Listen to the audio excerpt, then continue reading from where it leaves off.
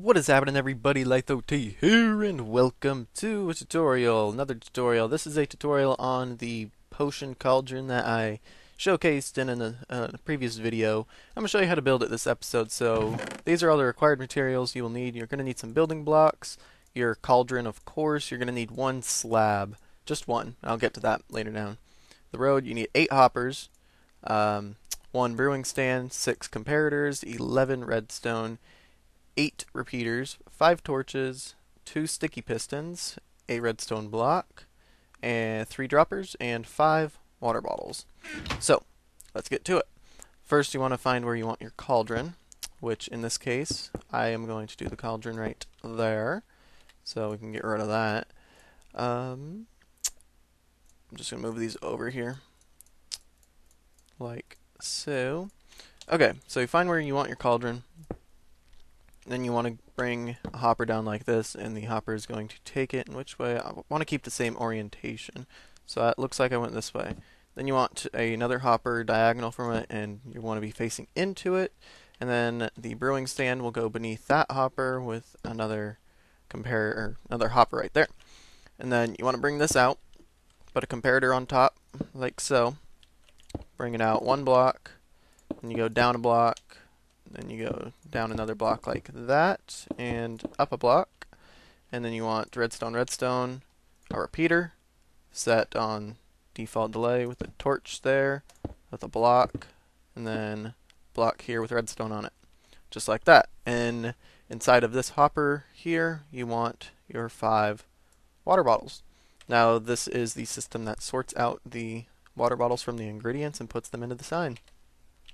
So now let's go to the timer, which is over here. You want to come out a block like so, put down a repeater, set on 4 ticks, into a block.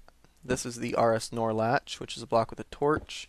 Then you want to go here like this, and you want a repeater going into this block, with a torch on the back of it, with the repeater going into that block. And then go out a block from the torch so redstone connects to it with another torch right there.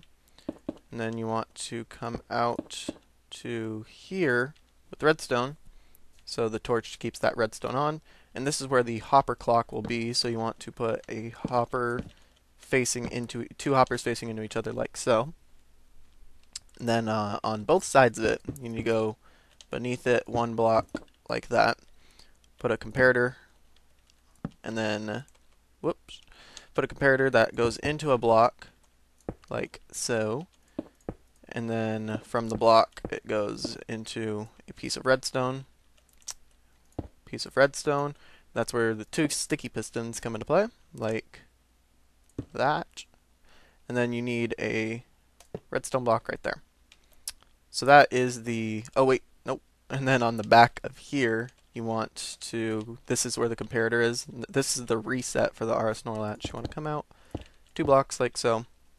Do redstone and then a repeater, which goes up to a torch. And that is the reset for the hopper timer, which usually I timed it out, and if you use a couple, if you use, I think it's 4 or 5 ingredients, it's about 3 stacks plus 16 items, but you can change the amount of items in each, you can change the amount of items in the hopper to change the timing to however you want it to be.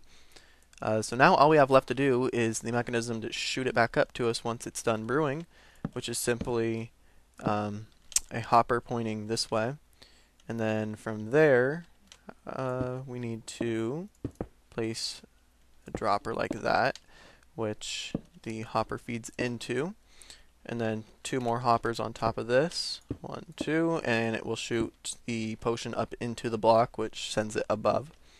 And then to power this guy, what you do is you go under it. This is a simple item elevator basically, and it's a comparator with a block on the side of it like so, and then 3 like this. So the comparator goes into the block, which goes to the redstone dust, which goes to the repeater, which goes to the block, which powers the dropper. So if we put something in this dropper, whoop, gets powered, goes to the next dropper. So now this dropper, you do the same thing. Comparator, block, and then block with the redstone.